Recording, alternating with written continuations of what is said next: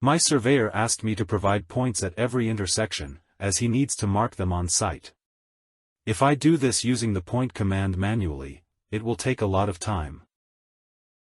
To save time, I created a Lisp. Let's upload Lisp. Type APPLOAD command. Load Lisp file.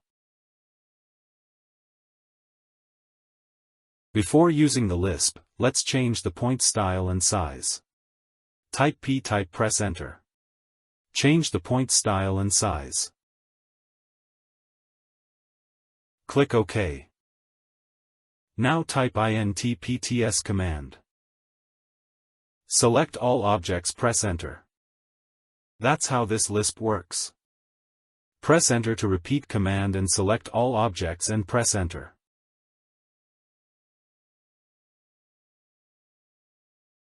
Done, all intersection points are created automatically.